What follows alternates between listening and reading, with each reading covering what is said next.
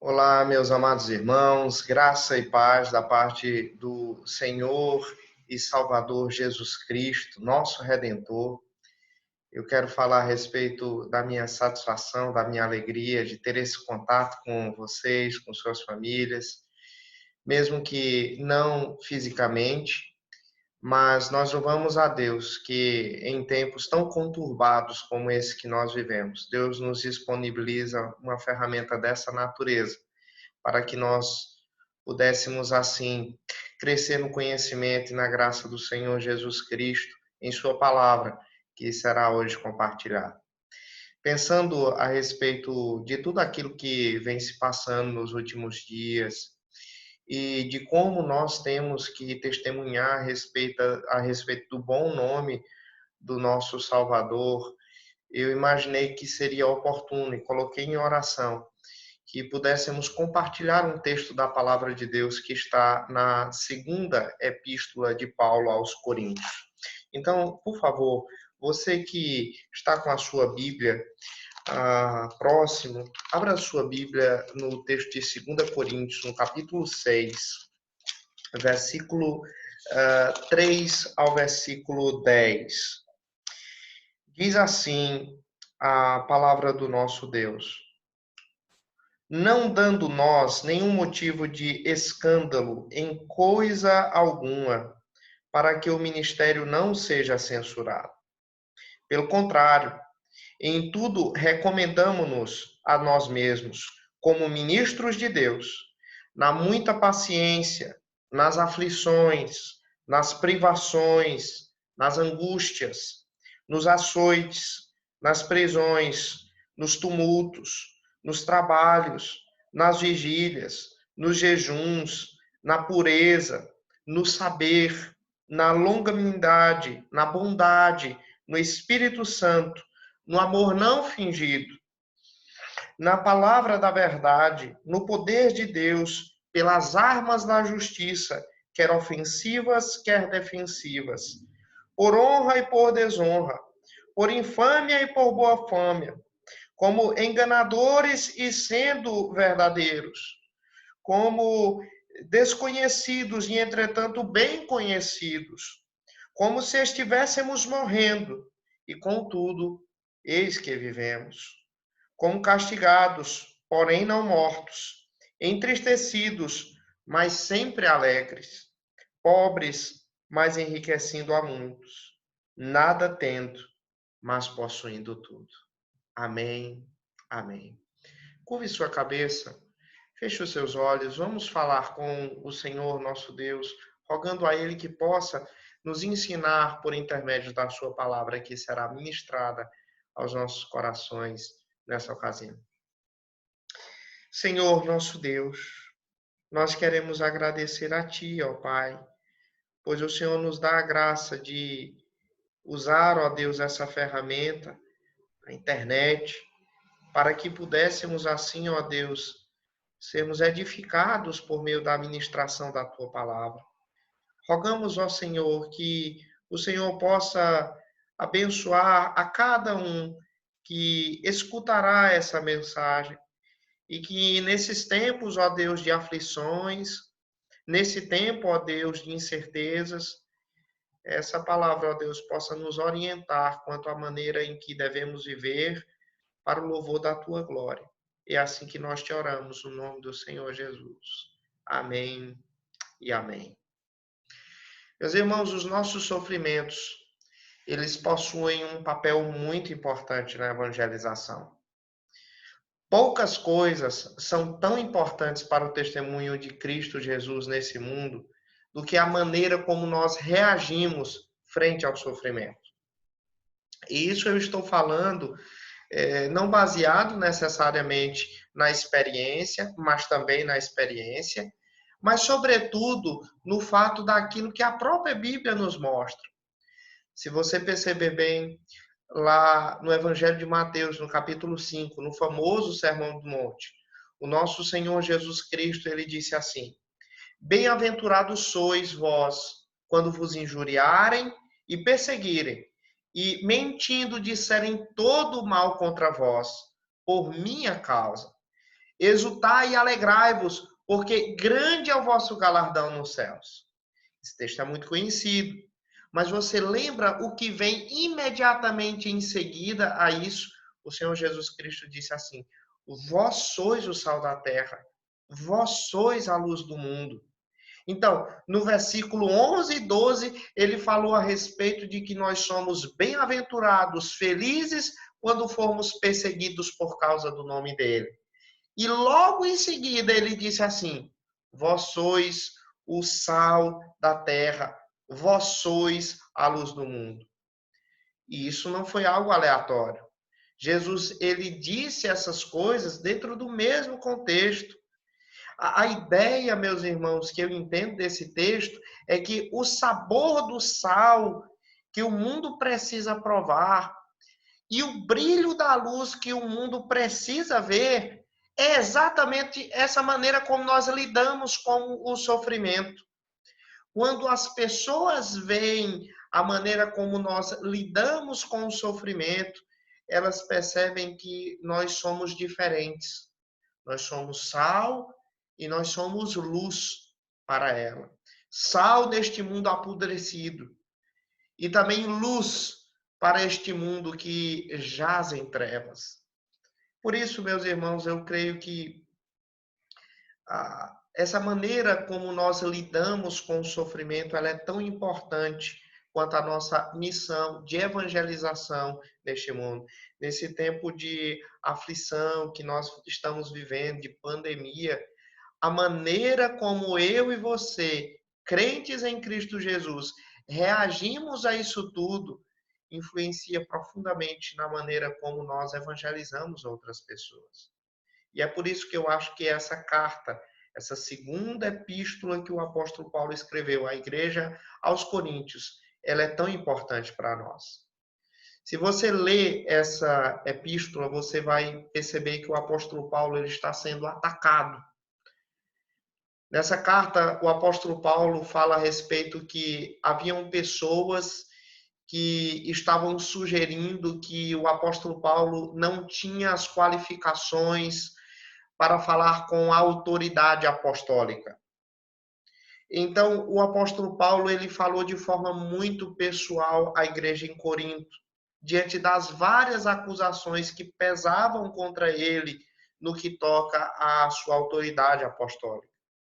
Haviam algumas pessoas que estavam dizendo: Paulo, ele não fala bem, ele não tem uma boa oratória. Paulo, ele não pode ser apóstolo. Haviam outros que estavam dizendo assim: Paulo, ele não foi chamado durante o ministério terreno de Cristo, mas apenas 12. Paulo não pode ser apóstolo.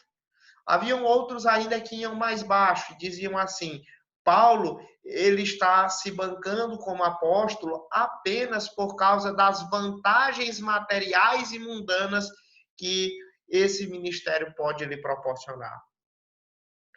Diante de todas essas acusações, o apóstolo Paulo ele vai escrever de uma maneira muito especial e muito pessoal à igreja em Corinto, expondo suas credenciais apostólicas. E, em especial, irmãos, ele vai destacar que uma das credenciais que lhe confere autoridade apostólica é justamente o fato dele ter sofrido grandes dificuldades, grandes provações pelo Evangelho do Senhor Jesus Cristo e ter perseverado. Isso se constituía numa prova de que ele era apóstolo, de que ele era chamado por Deus. E se você for ler a epístola, a segunda epístola de Paulo aos Coríntios, você vai perceber que o apóstolo Paulo, por várias ocasiões, ele vai relatar a respeito desses sofrimentos que passou durante o ministério. Por exemplo, se você for lá no capítulo 1, versículo 8, por favor, vá lá para 2 Coríntios, capítulo 1, versículo 8. Ele vai dizer assim: Porque não queremos, irmãos, que ignoreis a natureza da tribulação que nos sobreveio na Ásia, porquanto foi acima das nossas forças, a ponto de desesperarmos até da própria vida. Ou seja, o apóstolo Paulo disse que durante o seu ministério apostólico lá na Ásia, ele imaginou que iria até morrer. Ele disse: isso me qualifica para o ministério. Passe um pouco mais a sua Bíblia, vá lá para o capítulo 4, versículo 8 a 9. Ele diz assim, capítulo 4, versículo 8 a 9. Em tudo somos atribulados, porém não angustiados, perplexos, porém não desanimados, perseguidos, porém não desamparados, abatidos, porém não destruídos. Veja só, ele diz aqui que foi atribulado por todos os lados. Ele disse que olhava para a direita, olhava para a esquerda, olhava à sua frente, voltava-se atrás, e por todo canto que ele via, ele se achava uma pessoa atribulada. Ele era atribulado na sua saúde, ele era atribulado nas suas relações humanas, na igreja, no seu ministério, ele era atribulado. Questões relacionadas a finanças, ele era atribulado. Ele diz aqui que ele vivia perplexo, perseguido, abatido. Sem dúvida alguma, isso não foi algo fácil. Por favor, vá lá para o capítulo 6, versículo 5. Ele diz assim, capítulo 6, versículo 5. Ele diz: nos açoites, nas prisões, nos tumultos, nos trabalhos, nas vigílias, nos jejuns. Ele passou por várias tribulações aqui, que nós já lemos no início e relemos agora novamente. Vá lá para o capítulo 11, versículo 24. Veja só, capítulo 11, versículo 24. Ele diz assim: 5 vezes recebi dos judeus uma quarentena de açoites menos um. Imagina só, meus irmãos, receber 39 açoites por 5 vezes. Isso não por ser um malfeitor, mas por servir a Cristo Jesus. Ele diz mais, versículo 25, fui 3 vezes fustigado com varas, já pensou? Uma vez apedrejado, em naufrágio, 3 vezes. Uma noite e um dia passei na voragem do mar. Veja só, irmãos, que tanta dificuldade. Se você for lá para o capítulo 12, versículo 7, o apóstolo Paulo, ele continua falando a respeito das tribulações que ele passou por ser apóstolo. Ele diz: e para que não me ensoberbecesse com a grandeza das revelações, foi-me posto um espinho na carne, mensageiro de Satanás, para me esbofetear, a fim de que não me exalte. Veja só, irmãos, o apóstolo Paulo, ele viveu com uma doença debilitante. E diz aqui a palavra de Deus, por punho dele próprio, do apóstolo Paulo, que isso foi algo permitido por Deus para que ele não viesse a ser ensoberbecido e que isso envolvia alguma ação de Satanás sobre a vida dele. Eu poderia continuar, mas eu acho que essas dificuldades que eu citei para os irmãos e li aqui na Bíblia são suficientes para que os irmãos entendam que o apóstolo Paulo ele passou por muitas dificuldades e que ele resolveu contar nessa carta para nós. Então, o ponto é o seguinte, irmãos. Quando se fala em sofrimento, quando se fala em tribulações, o apóstolo Paulo ele tem autoridade para falar. E convenhamos, meus irmãos, os sofrimentos dele foram bem maiores do que os nossos. Eu não sei necessariamente o que cada um de vocês está passando nesse exato momento, mas se nós formos calcular os sofrimentos que o apóstolo Paulo passou e os sofrimentos que nós estamos passando hoje, sem dúvida eles não podem ser comparados. Mas o fato, irmãos, é que o apóstolo Paulo ele diz que todos esses sofrimentos que ele passou, em vez de desqualificarem ele para o ministério, contribuíram para o ministério dele. E é esse o ponto que eu quero salientar aqui e que nós vamos trabalhar durante a exposição de 2 Coríntios capítulo 6, a partir do versículo 3 até o versículo 10. O ponto é o seguinte, que à medida em que nós suportamos os sofrimentos, suportamos as aflições, o mundo nos enxerga. E isso é uma porta para que nós possamos pregar o evangelho, testemunhar a respeito de Cristo para essas pessoas e elas serem assim impactadas e receberem a palavra de Deus em seus corações. Vamos compreender isso? Volte os seus olhos lá para 2 Coríntios, no capítulo 6, versículo 3. Veja só o que o apóstolo Paulo diz aqui. Ele diz assim: não dando nós nenhum motivo de escândalo em coisa alguma, para que o ministério não seja censurado. Versículo 4. Pelo contrário, em tudo recomendamos-nos a nós mesmos como ministros de Deus. Veja só, o apóstolo Paulo aqui, ele mostra que ele quer conquistar o mundo inteiro para Cristo. Isso, obviamente, através da pregação do evangelho. E ele sabe que para conquistar o mundo para Cristo, por meio da pregação do evangelho, ele tinha que ter um cuidado de não fazer coisas que pudessem servir de tropeço, tanto para incrédulos quanto para crentes.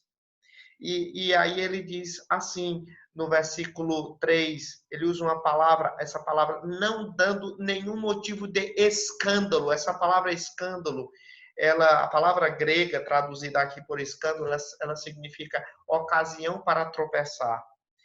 Então, o apóstolo Paulo está dizendo, meus irmãos, eu estou querendo fazer o meu trabalho de alguém que testemunha de Cristo, sem dar ocasião de ninguém tropeçar. Eu não quero ser uma pedra de tropeço na vida de alguém. Eu, na verdade, quero remover os obstáculos para que o meu ministério, como servo de Deus, como testemunha de Cristo, seja recomendado. Eu não quero ser uma pedra de tropeço. Então, a questão é, como era então que eu posso fazer isso? Como é que eu posso remover esses obstáculos, recomendando a mensagem que Deus me entregou para transmitir a outras pessoas? O apóstolo Paulo diz isso de 3 maneiras. Veja só. Ele diz, em primeiro lugar, do versículo 4 até o versículo 5, ele diz que nós fazemos isso suportando o sofrimento cristão.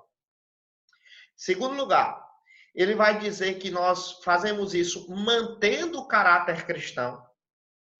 E em terceiro lugar, ele diz que nós fazemos isso vivendo os paradoxos cristãos. Vocês entenderam, irmãos? O mundo necessita testemunhar da perseverança inabalável da igreja em Jesus Cristo, quando ela passa pelo sofrimento. De que maneira? De 3 maneiras. Suportando o sofrimento cristão, mantendo o caráter cristão e vivendo os paradoxos cristãos.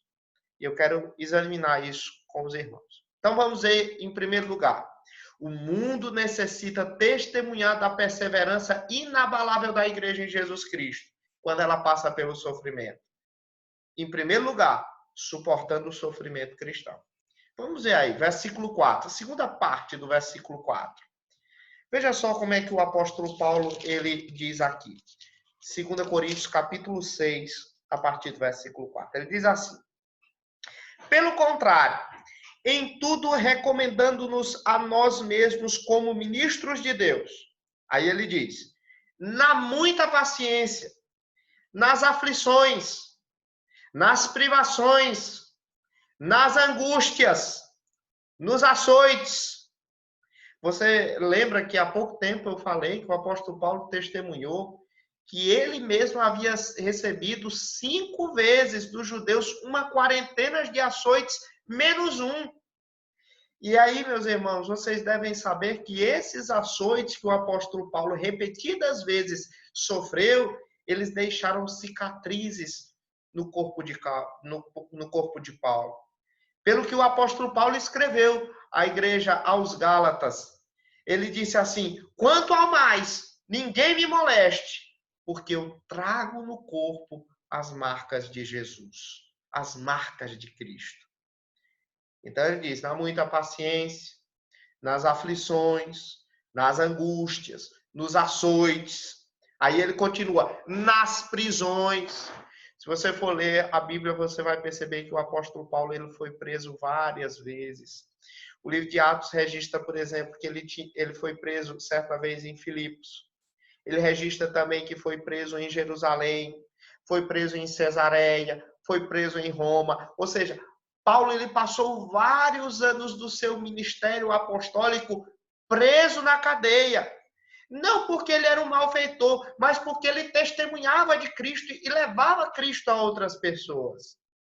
De tal maneira que o testemunho histórico dos pais apostólicos é que ele terminou seus dias numa masmorra em Roma, de onde ele saiu apenas para ser decapitado. Então, ele fala a respeito disso aqui. Ele reconhece isso como parte do seu sofrimento cristão. Ele diz, na muita paciência, nas aflições, nas privações, nas angústias, nos açoites, nas prisões. Ele diz agora, nos tumultos. Em quase toda a cidade por onde o apóstolo Paulo passava e testemunhava de Cristo, a Bíblia conta que ele enfrentava multidões enfurecidas. A Bíblia diz que ele passou isso em Antioquia da Psídia, ele passou isso em Icônio, em Listra, em Filipos, em Tessalônica, em Éfeso e em Corinto, em vários outros locais, meus irmãos. Talvez o local em que ele passou mais oposição e que causou tumultos foi justamente em Jerusalém, registrado lá em Atos, no capítulo 21, quando o povo se amotinou procurando matá-lo. O apóstolo Paulo ele passou por muitas aflições. Então ele passou por açoites, por prisões, ele passou por tumultos. O versículo 5 ainda diz que ele teve aflições nos trabalhos, nas vigílias. Aqui nas vigílias é uma coisa importante. As vigílias, meus irmãos, muitas vezes o apóstolo Paulo ele passava noites em claro com o intuito de orar.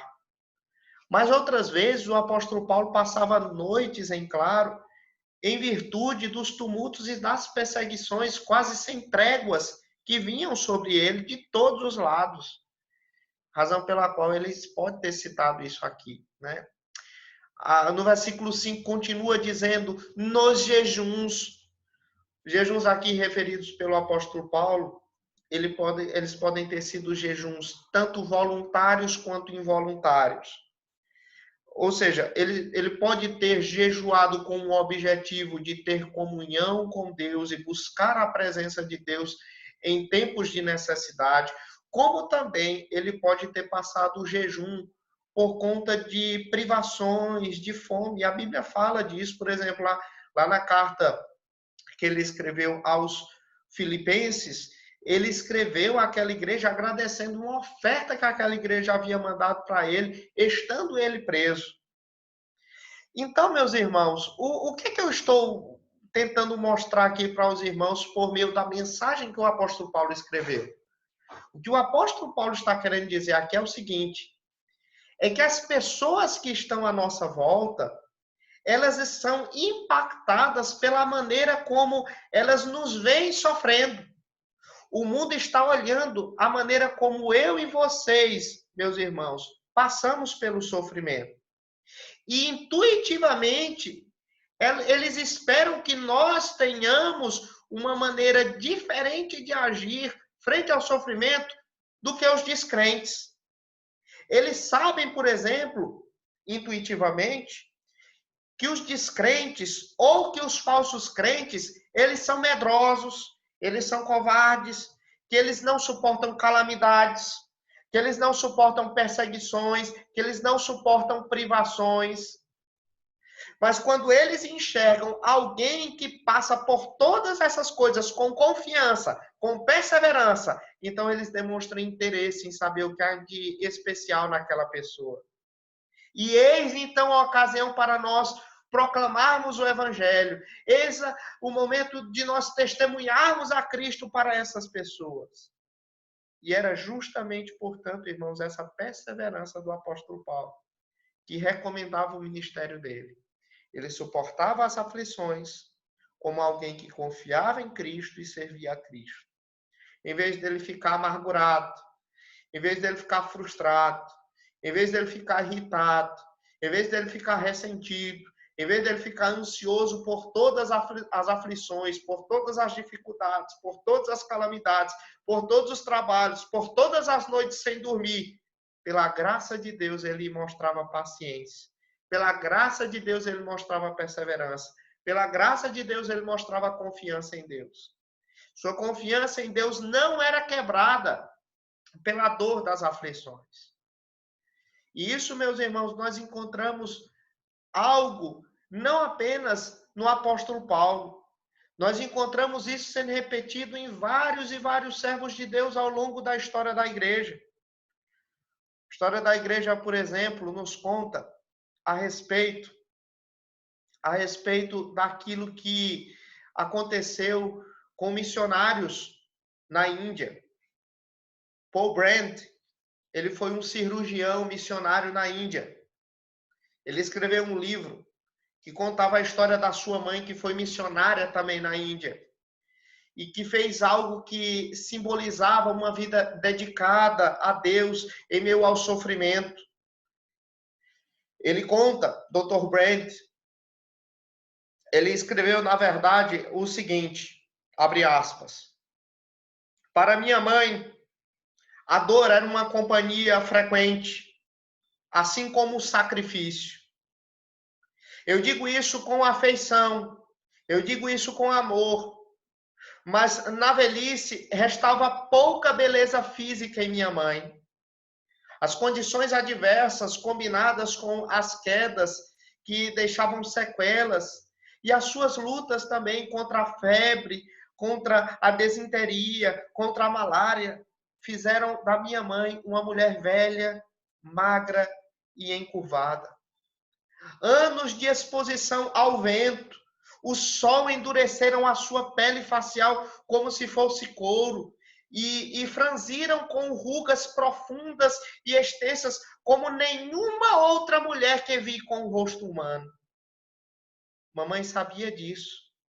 Ela sabia tão bem disso quanto qualquer outra pessoa, tanto que nos últimos 20 anos de sua vida, ela se recusou a ter espelhos em nossa casa. Vocês perceberam, irmãos? Aquela mulher passou 20 anos sem ter espelho. Você entende? Por que meus irmãos, que ela passou 20 anos sem ter espelho dentro de casa? Porque ela era o espelho. Deus era a luz e a glória dela. Meus irmãos, isso é importante para nós, sabe? Para nós testemunharmos de Cristo. Eu falo isso, inclusive, para mim, que sou pastor, que gosto de pregação expositiva. Os pregadores de nosso tempo gostam muito de sermão expositivo na Bíblia. Mas eles precisam saber que é necessário também ter uma vida expositiva da Bíblia, e não apenas um sermão expositivo. É necessário ter uma vida expositiva da Bíblia igualmente. Nós precisamos ter a capacidade de sofrer por Cristo e, ao mesmo tempo, permanecer em Cristo. Porque a Bíblia nos garante que se com Ele sofremos, também com Ele seremos glorificados. Então continue a suportar a aflição. Agora, para que você possa se regozijar e se alegrar na revelação da glória de Cristo Jesus. Este não é um conselho sobre o poder do pensamento positivo. Essa é uma maneira absolutamente anormal e sobrenatural de responder ao sofrimento. Isso só quem pode experimentar são aqueles que têm o Espírito Santo de Deus. O fato é que o poder para experimentar isso não está em nós. É uma obra do Espírito Santo em nossas vidas. Na vida daqueles que são peregrinos espirituais que estão caminhando para Jerusalém celestial. O mundo necessita, irmãos, testemunhar da perseverança inabalável da igreja em Jesus Cristo, quando ela passa pelo sofrimento. Em primeiro lugar, suportando o sofrimento cristão. E em segundo lugar, mantendo o caráter cristão. Veja o versículo 6. Veja só como é que o apóstolo Paulo ele falava a respeito do caráter cristão, da maneira como isso influenciava o testemunho dele de Cristo Jesus a outras pessoas. Veja só, versículo 6, ele diz: na pureza, no saber, na bondade, na longanimidade. Vamos ver um por um. Ele diz o seguinte: em primeiro lugar, na pureza, ou seja, uma vida livre de toda mancha. Aí ele diz, no saber, ou seja, esse não é um conhecimento teórico, mas um conhecimento experimental daquilo que se deve fazer. Isso ele tinha por meio das Sagradas Escrituras. Ele não apenas sabia intelectualmente aquilo que Deus pedia para fazê-lo, mas ele tinha uma vida de piedade, onde praticava aquilo que Deus lhe ordenara. Ele continua dizendo, na longanimidade. Interessante que a palavra grega aqui utilizada pelo apóstolo Paulo para longanimidade é uma palavra que designa a paciência para lidar com pessoas difíceis. É aquela paciência que reflete antes de dar lugar à ira, à raiva. Isso é uma coisa muito importante, irmãos. A maneira como nós lidamos com pessoas difíceis, o mundo está enxergando. O texto continua, em quarto lugar, ele diz na bondade, ou seja, naquela benevolência compassiva.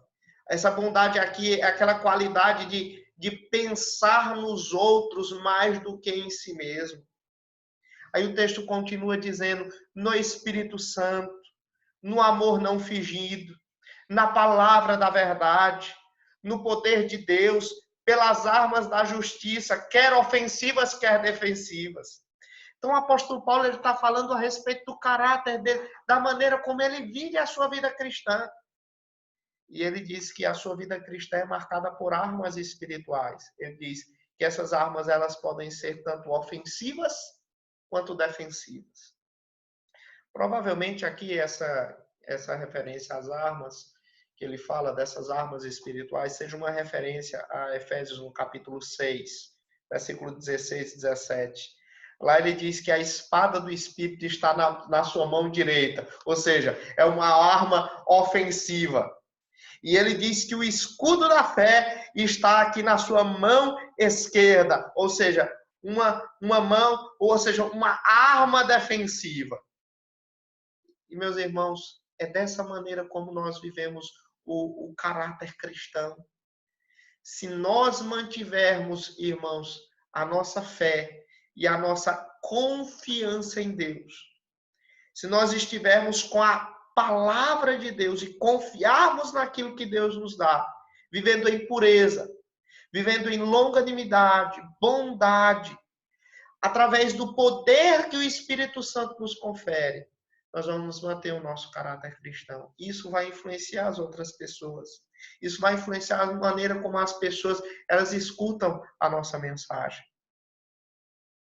Certa vez eu escutei uma história que George Whitefield, ele foi pregar numa cidade lá na Inglaterra. E nessa cidade onde ele foi pregar, morava um dos intelectuais que mais criticava o cristianismo naquela época. Era um filósofo chamado David Hume. Então, a história da igreja conta que na hora e na data marcada e no local marcado, um amigo de Hume viu Hume correndo velozmente em direção à praça onde George Whitefield iria pregar. E aí aquele amigo de Hume ficou assustado com aquela cena, e aí ele perguntou para Hume, por onde é que você está pensando que vai? Por onde você vai assim com tanta pressa? E aí David Hume, ele respondeu assim, eu vou ver George Whitefield pregar. E aí o homem ficou assim, questionando aquilo, disse, o que é que você vai ver ele pregando? Você não acredita naquilo que ele prega? E David Hume diz, mas ele acredita.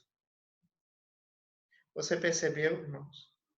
Se nós vivemos de maneira coerente para com o Evangelho de Cristo, para aquele evangelho que nós professamos, certamente Deus ungirá nossas palavras, Deus ele usará nosso testemunho e fará com que a mensagem do evangelho que nós estamos transmitindo chegue com poder na vida de outras pessoas.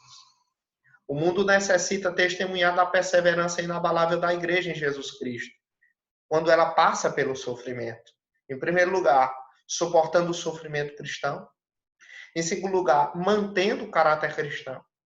Em terceiro lugar, vivendo os paradoxos cristãos. Nós vamos ver vários paradoxos aqui no versículo 8 ao versículo de número 10.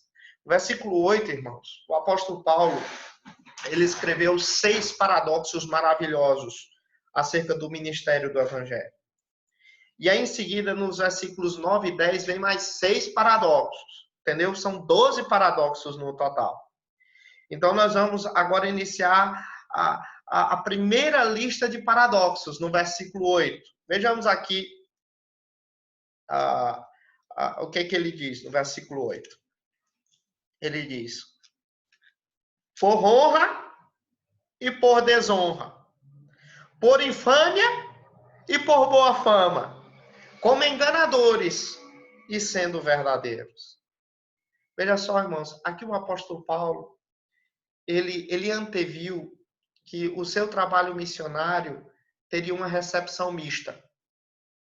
Alguns receberiam ele, enquanto outros fugiriam dele, ou então fariam que o apóstolo Paulo fosse expulso de sua presença.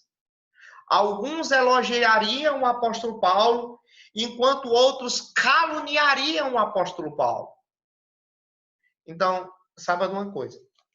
Se você for testemunhar de Cristo para outras pessoas, saiba que você vai ser vítima de desonra e de infâmia. Nem todo mundo vai gostar. As pessoas poderão dizer para você aquilo que disseram para o apóstolo Paulo. Elas poderão dizer para você que você é um enganador. Mesmo quando você estiver testemunhando de Cristo de forma fiel, elas lhe chamarão de impostor, de enganador, dirão que você é um hipócrita religioso. Mas lembre-se daquilo que o Senhor Jesus Cristo disse: ai de vós quando todos os louvarem, porque assim procederam seus pais com os falsos profetas. Sim, porque você não pode ser um profeta de Deus, você não pode ser um profeta verdadeiro se todos falam bem de você. Então você deve pregar o evangelho. Você deve falar a respeito das boas novas de salvação. Mas antes das boas novas de salvação, existem as más novas, que dizem: você está condenado, o seu destino é o inferno dos infernos. Você tem que se arrepender da sua iniquidade e voltar-se para Cristo como o único Senhor e Salvador da sua vida. Isso vai lhe causar desonra, vai lhe causar infâmia, isso vai lhe causar acusações, mas você estará assim honrando a Cristo Jesus. O versículo 9 ainda continua trazendo um par de paradoxos para nós logo no início. Veja só, ele diz assim, versículo 9: como desconhecidos e, entretanto, bem conhecidos. Sim, nós não somos ninguém para os poderosos desse mundo. Nós somos apenas um grupinho minúsculo que segue um rei que foi crucificado. Mas do que importa? Se nós somos conhecidos por Deus, isso é o que verdadeiramente importa. Deus nos conhece, Deus sabe quem nós somos, Deus nos conhece pelo nome. Versículo 9 continua, mais um paradoxo. Como se estivéssemos morrendo, e contudo, eis que vivemos. Sim, porque nós morremos todos os dias. Nós estamos sendo crucificados com Cristo. E literalmente, irmãos, alguns de nós podem até ser presos e mortos por causa de Cristo. Porém, nós vivemos porque Cristo é a nossa vida agora e Ele nos ressuscitará dentre os mortos no último dia. O versículo 9 continua. como castigados, porém não mortos. Sim, nós suportamos muitos castigos humanos e muitos castigos divinos, é verdade. Mas Deus nos tem poupado da morte e Ele nos poupará até que a nossa obra seja terminada. O apóstolo Paulo, escrevendo aos Filipenses, ele disse lá no capítulo 1, versículo 6, eu estou plenamente certo de que aquele que começou boa obra em vós, há de completá-la até o dia de Cristo Jesus. Versículo 10, irmãos. No versículo 10, o apóstolo Paulo fala ainda de mais paradoxos. Ele diz assim, entristecidos, mas sempre alegres. Sim, muitas vezes nós somos alvos de tristezas. Nós passamos por aflições. E muitas vezes existem inúmeras razões para os nossos corações estarem tristes. Mas em todas elas, essa tristeza, ela não é completa.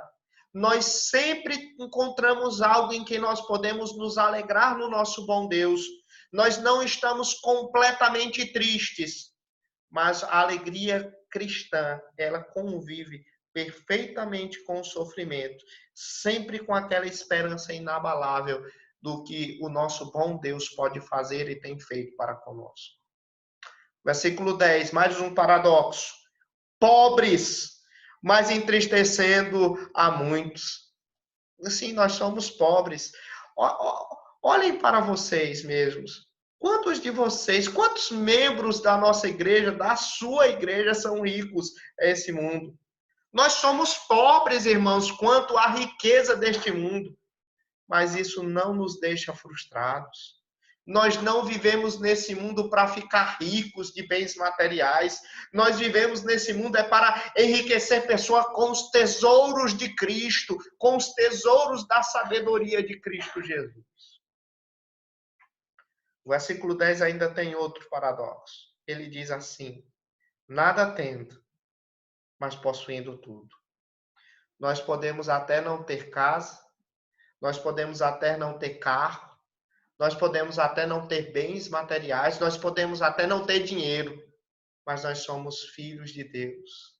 Nós somos herdeiros de Deus e nós somos co-herdeiros com Cristo Jesus. E para cada cristão, a Bíblia diz assim: tudo é vosso. Seja Paulo, seja Apolo, seja Cefas, seja o mundo, seja a vida, seja a morte, seja o presente, seja o futuro, tudo é vosso. E vós de Cristo, e Cristo de Deus. Nada tendo, mas possuindo tudo. Irmãos, já se aproximando do final do sermão, eu gostaria de dizer que tudo aquilo que eu estou pregando aqui é exatamente o oposto daquilo que é chamado do evangelho da prosperidade. Até aqui, o apóstolo Paulo ele combateu o pensamento que é cristão, que ser cristão é algo que esteja relacionado à prosperidade material, a dinheiro, a conforto, a tranquilidade. O apóstolo Paulo aqui ele deu todas as evidências que não era crente ou que ele não era pastor por causa dos benefícios humanos que isso poderia trazer. Mas hoje há muitas pessoas que dizem cristãs, que se autodenominam cristãs, mas que pensam exatamente o contrário. Elas acham que ser crente é ter uma casa luxuosa. Elas acham que ser crente, que ser cristão, é ter um carro luxuoso, ter roupas de marca. E que isso recomenda a sua piedade, que isso recomenda, quem sabe, o seu ministério. Mas esse não era o modo como o apóstolo Paulo pensava. Ele pensava que essas coisas, na verdade, eram um obstáculo para a evangelização. Por que ele achava que isso era um obstáculo para a evangelização? Porque se essas coisas atraíssem as pessoas para Cristo, isso seria pelo motivo errado. As pessoas elas pensariam que Jesus, na verdade, veio para torná-las ricas, para dar a elas uma vida confortável e fácil. Mas Ninguém deveria vir a Cristo por essas coisas, porque o mundo já dá essas coisas. Se você trabalhar duro, se você procurar qualificação, se você for uma pessoa que tiver dotes, você pode se tornar rica. Você pode ter conforto deste mundo. Você pode ter as facilidades dessa vida. O mundo já dá isso. O mundo já lhe dá alegria em meio à saúde. O mundo já lhe dá alegria em meio à riqueza. O mundo já lhe dá alegria em meio aos elogios. Isso o mundo já lhe dá. Mas alegria em meio à tristeza, o mundo não lhe dá. E é isso que Jesus veio dar a este mundo caído, a este mundo cheio de dor, a este mundo arruinado pelo pecado. Jesus, ele veio nos restaurar a alegria verdadeira, que é ter uma comunhão íntima com Deus. E é isso que o mundo precisa de nós, meus irmãos. O mundo não precisa de um convite à alegria. O mundo não precisa apenas de uma expressão de preocupação. O mundo precisa daquela dor e daquela alegria que nós passamos ao mesmo tempo. Essa dor e essa alegria unidas de tal maneira, elas nunca, o mundo nunca viu essa alegria e essa dificuldade, essa dor unidas ao mesmo tempo. Elas nunca viram uma alegria inabalável em meio à tristeza. E pela graça de Deus, nós podemos testemunhar isso ao mundo. Porque nós somos sal dessa terra. Nós somos luz desse mundo. É essa experiência de viver a dor e a alegria ao mesmo tempo é que dá gosto ao sal. E é isso que nos faz parecer luz para este mundo. Que Deus te use em meio aos sofrimentos que você está passando ou que porventura você passar, para que você testemunhe o bom nome daquele que te salvou, daquele que te redimiu dos seus pecados e que te pode fazer feliz, mesmo passando pela maior angústia que você jamais imaginou passar. Vamos orar? Curve a sua cabeça, feche os seus olhos. Vamos pedir a Deus que Deus possa fazer com que essa mensagem ela seja encontrada em nossos corações. Vamos orar. Senhor nosso Deus, ó Senhor, o Senhor nos chamou para que nós levássemos a tua palavra, o teu evangelho e testemunhasse de Cristo a outras pessoas. Ó Deus, ajuda-nos a cumprir isso. Ajuda-nos, ó Deus, a sermos encontrados dentro, ó Deus, desse propósito. Existem alguns médicos que não honram a medicina. Existem alguns advogados que não honram o direito. Mas o pior de todos são aqueles cristãos que não honram a Cristo e para o testemunho que Cristo pede que assim tenham. Ó Deus, dá-nos a graça de vivermos para Cristo e de passarmos pelas tribulações e pelas angústias da vida, de modo que glorifiquemos o nosso Senhor e o nosso Salvador. Ajuda-nos, ó Deus. Essa é a nossa oração que fazemos em nome de Jesus e para a glória de Jesus. Amém e amém.